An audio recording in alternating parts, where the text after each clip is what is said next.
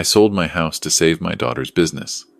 2 months later, she had me removed from the building by security. But her accountant showed up at my door and said something I never expected to hear. I still remember the morning I signed those papers. My hands were steady. My heart wasn't. The house on Birchwood Lane had been mine for 31 years. I painted every room myself. I built the back porch with my own hands the summer my wife, Carol, was pregnant with our daughter. I planted the oak tree in the front yard the day we brought her home from the hospital. I watched that tree grow taller every year. The same way I watched her. Carol passed 11 years ago. Pancreatic cancer. Fast and merciless. After she was gone, that house was the only place I still felt her. Her garden, her handwriting on the recipe cards tacked inside the kitchen cabinet, the faint smell of her perfume that I swore I could still catch on certain mornings when the light came through the bedroom window just right. I am 64 years old. My name is Walter, and I gave all of it away for my daughter. Her name is Renee. She was 36 when she came to me with the idea. She had spent 8 years working for other people's companies, learning the industry, saving money, and building towards something of her own. She wanted to open a chain of physical therapy clinics. She had the vision, the credentials, the business plan. What she didn't have was the startup capital to secure the second location. The bank had approved financing for the first clinic, but the second site, the one that would anchor the whole expansion, required a larger personal guarantee than she could offer alone. She sat across from me at my kitchen table, the same table where she had done her homework as a child. She laid out the documents, walked me through the numbers, and looked at me the way she used to look at me when she was 7 years old and wanted something she wasn't sure she deserved to ask for. She said, "Dad, I wouldn't ask if there was any other way." I believed her. I told her I needed a few days to think. But in my heart I had already decided before she finished her sentence. She was my daughter. She was Carol's daughter. And Carol had always said that Renee had the kind of drive that just needed the right door opened for her. I was the only one left who could open it. I called my attorney. I called my financial advisor. I listened to everything they told me. My advisor was direct. He said, "Walter, this is your primary asset, your retirement security. If anything goes wrong, you have very little fallback." My attorney said the same thing in different words. I thanked them both. And then I sold the house. The sale closed on a Thursday in March. I received $420,000. I signed over $380,000 to Renee's business account as a formal equity loan, documented with repayment terms, interest, and a promissory note that my attorney drafted. I kept $40,000 for myself, enough to cover a modest apartment and living expenses while the business grew and the loan repayments began. I moved into a one-bedroom apartment in a complex 20 minutes from the clinic. It was clean and quiet. I told myself it was temporary.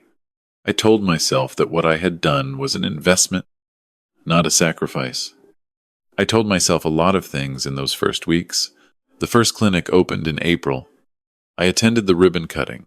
Renee looked radiant. She hugged me in front of the staff and the small crowd that had gathered and said, "None of this would exist without you, Dad." A woman standing nearby said, "We made a beautiful family." I felt something close to joy. I visited the clinic once a week at first. I would sit in the waiting area and watch the staff move through the space. I would think about Carol and how proud she would have been. Renee was always busy, always in a meeting or on a call. But she would come out and squeeze my arm and say she would call me later. She mostly did.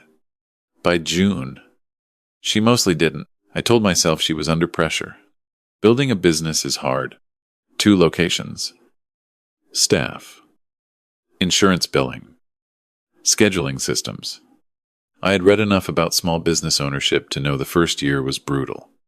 I gave her space. I stopped dropping by unannounced. I waited for her to call. In July, she called to tell me the second clinic was performing better than projected. She sounded happy and distant at the same time. The way people sound when they are reporting good news to someone they no longer feel close to. I said I was proud of her. She said thanks, Dad, and then mentioned she had a dinner to get to. In August? I called her 4 times in 2 weeks. She returned, one of them. I started to feel it then. Not suspicion exactly. More like a low hum in the background of everything. A frequency I couldn't name but couldn't ignore. In September, I drove to the second clinic. I hadn't been there since the soft opening. I walked in and told the woman at the front desk that I was Renee's father. She smiled and said she would let Renee know I was there. I waited 15 minutes. Then Renee appeared in the doorway to the back offices. She was wearing a blazer I hadn't seen before. She looked polished and a little surprised and not entirely pleased. She said, Dad, you should have called first. I said I had tried calling. She said she had been busy.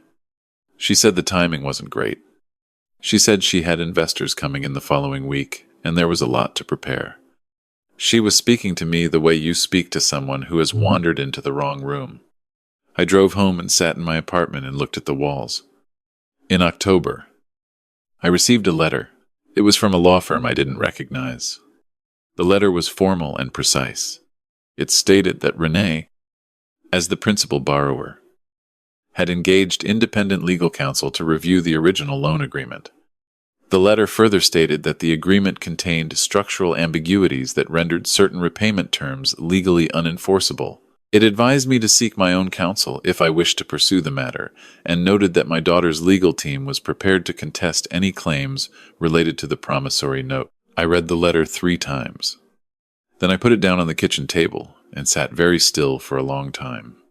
That night I called my attorney. He reviewed the original documents and called me back the next morning. He was quiet for a moment before he spoke. He said, Walter, the promissory note is solid. It's enforceable. But this is going to be a process, and processes take time and money. I asked him what he meant by money. He told me. I looked at the $40,000 I had kept for myself and did the math. I called Renee directly the next morning. She didn't answer. I left a message. I said, Renee, I don't understand what's happening. I need you to call me. Please. My voice was steady. My heart wasn't. She didn't call back. 3 days later. 2 things happened. A certified letter arrived from her legal team with a formal notice that she was disputing the loan classification entirely, arguing that the transfer of funds had been a gift, not a loan, and that no repayment obligation existed. And I received a call from the property management company that managed the shared office suite where I had occasionally worked from when helping Renee during the early months. The caller informed me that my access card had been deactivated and my name had been removed from the approved visitor list. She hadn't called me to tell me herself. I sat in my apartment. The walls were white and plain. I had never hung anything on them because I had told myself I wouldn't be there long. I want to tell you how I felt in those days, because it matters to understand what came after. I was not angry at first. I was confused in a way that felt physical, like trying to breathe with something heavy on my chest. The person I had given everything to, the person I had watched grow up in the house I sold to help her, had looked at what I gave her and apparently decided it entitled her to everything, including the right to simply erase me. I thought about Carol constantly. I thought about what she would say. I thought she would cry. And then she would tell me to stop being passive and do something. So I did something. I went back to my attorney. I told him to proceed. He filed a formal claim to enforce the promissory note and initiated discovery. It cost me money I didn't have to spare. But I had no choice. If I walked away, I walked away with nothing. Not even the dignity of having been acknowledged. The legal process moved slowly. Weeks became months. Renee's team was aggressive. They submitted declarations claiming the transfer was a gift made freely without expectation of return. They submitted a document, and this is the part that still takes my breath away when I think about it. They submitted a document that appeared to show an amended version of the original agreement. one in which the repayment language had been softened into language that could be interpreted as aspirational rather than contractual. My attorney looked at it carefully. He said something about the formatting. He said the metadata on the document didn't align with the date it claimed to have been created. He said he wanted to bring in someone to take a closer look. That someone was a forensic document examiner. And that examiner found that the document Renee's legal team had submitted had been digitally altered after the fact. I remember the afternoon my attorney called to tell me I was standing in my kitchen making coffee. I had to set the mug down and hold on to the counter. Not because I was surprised. Exactly. But because having it confirmed, having it go from a fear into a fact, does something to you that surprise alone cannot explain. It was fraud. She had submitted a fraudulently altered document to the court. My attorney moved quickly. He filed a motion. He submitted the forensic analysis. The judge reviewed it. Renee's legal team went very quiet, very fast. Within 2 weeks, her lead attorney withdrew from the case. The hearing was on a Tuesday morning in February.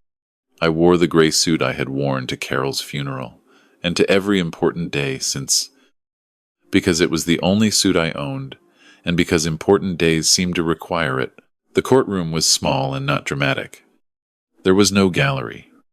There was just the judge, the attorneys, Renee and me, and a court reporter whose fingers moved constantly. The judge was a woman in her late 50s with glasses, and an expression that suggested she had seen every version of every story people told each other and herself, and the law. She reviewed the documents. She reviewed the forensic report. She asked Renee's new attorney several questions. The attorney's answers were short. Then the judge spoke directly to the facts.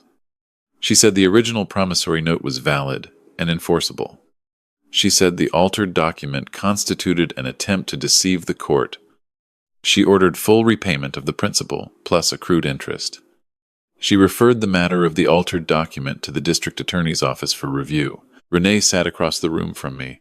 She didn't look at me once during the hearing. When it was over, she stood up and walked out without a word. I sat in that chair for a moment after everyone had gone. The court reporter was packing up her machine. The judge had already left through the side door. My attorney put a hand on my shoulder and said, "You did the right thing. I don't know if doing the right thing and winning the same fight is supposed to make you feel better." It didn't. Exactly. What it made me feel was tired. And something else that took me longer to name. Grief. I think, not new grief. Old grief, wearing a new face. The repayment process began through the court. Renee's business assets were evaluated. A payment schedule was established. My attorney told me I would see the money. Not all at once, but over time. He said the DA's office had opened a file on the document alteration. I nodded and thanked him and drove home. 3 weeks after the hearing, on a Thursday evening in early March, someone knocked on my door. I opened it to find a man I didn't recognize. He was around 40, slight build, carrying a briefcase and wearing an expression that was both nervous and determined. He introduced himself as the CFO who had been brought in to manage the financial restructuring of Renee's clinics following the court order. He said he needed to tell me something, and that he was telling me not in any official capacity, but because he believed I deserved to know. I let him in. I made coffee. We sat at my kitchen table. He told me that when he had been brought in to audit the company's finances, he had found something that wasn't part of the lawsuit, but that had troubled him enough that he couldn't stay quiet about it. He told me that in the records from the earliest months of the company, the period right after I had provided the capital, there were internal communications between Renee and her original business partner, a woman who had since left the company. Those communications made clear that Renee had discussed, from very early on, the possibility that the loan agreement might be challenged as a gift if she found the right legal argument. It had not been an impulsive decision made under financial pressure. It had been considered.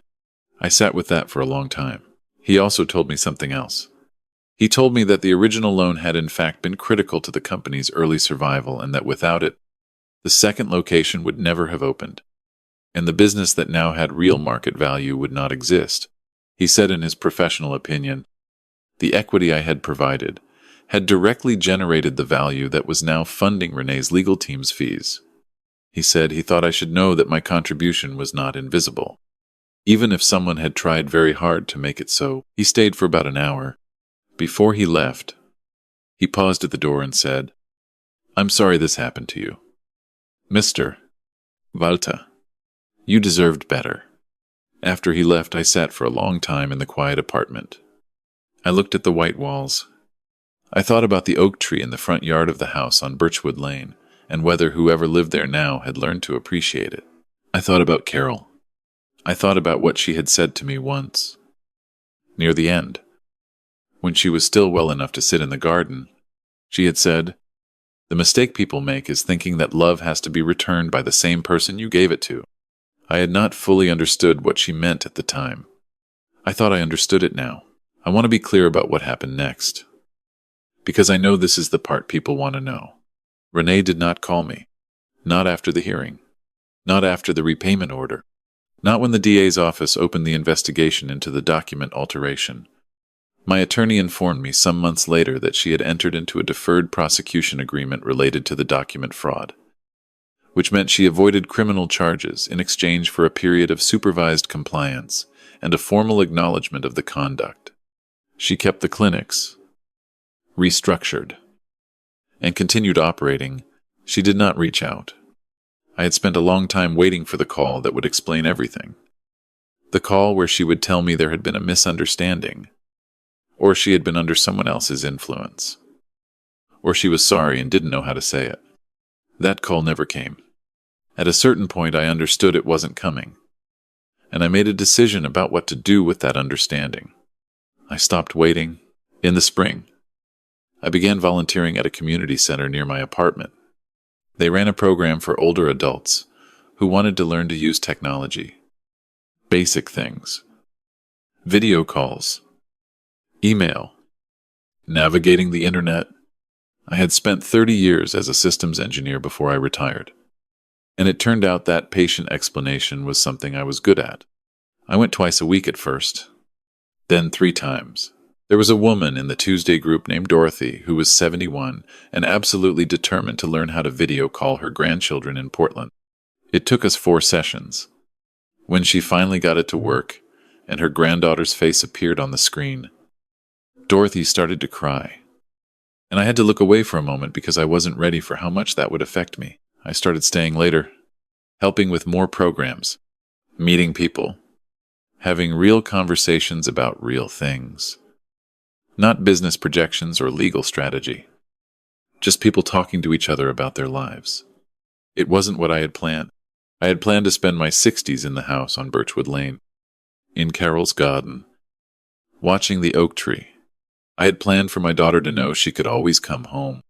None of that happened. But something else did. Last November, I was asked to speak at the community center's annual fundraiser. Nothing elaborate. Just a few minutes about what the program had meant to me. I stood up in front of about 60 people in a rented hall, and I said that I had come to the center because I had lost a great deal and needed somewhere to put my hands and my time. I said that what I had found there was not a replacement for what I had lost, but something I hadn't known to look for. It's a community that chose to show up for each other, not out of obligation, but out of genuine care. I said that I had learned, later in life than I would have liked, that the people who choose you are sometimes the truest family you will ever have. There was a woman in the second row who was wiping her eyes. The man next to her put his arm around her. I had to take a breath and find the thread again. Afterward, a man came up to me. His name was Gerald. He was 68. A retired high school principal. Recently moved to the area after his own difficult chapter that he mentioned briefly and without detail. He shook my hand and said my speech had meant something to him. We stood there talking for 45 minutes. We have had dinner together most Thursdays since. I am not telling you this story because it has a clean ending. It doesn't. The money is being repaid on a schedule, and I live carefully, and I am fine. The house on Birchwood Lane is owned by a young family now, and I drove past it once and saw a bicycle in the driveway and a dog sleeping on the porch steps. The oak tree is still there. It looked good. Renee and I have not spoken. I do not know what she tells people when they ask about her father. I do not know if she thinks about the kitchen table, or the porch her grandfather built, or the garden where her mother used to grow tomatoes every summer. I hope somewhere underneath everything that happened, she does. But I have stopped building my life around waiting to find out. Carol was right about love. The love you give does not disappear just because the person you gave it to couldn't hold it. It goes somewhere. It finds its way. It shows up as a woman named Dorothy crying at a laptop screen in a Tuesday afternoon class. And a man named Gerald who understands without asking. And a room full of people who chose to be in the same place at the same time on a November evening and call it community. I am 64 years old. I live in a one-bedroom apartment with white walls. And last weekend I finally hung something on them, a photograph of Carol in the garden. Summer light, her hands full of tomatoes, laughing at something I had said that I can't remember anymore. I look at it in the mornings. It's enough. It is more than enough. If you have ever poured everything you had into someone who treated it as their right and not your gift, I want you to know that what you gave was real, and it mattered. And it says everything about who you are, not about who they turned out to be. And it is never too late to find the people who will treat your presence as the gift it actually is. You are not alone in this. I promise you that.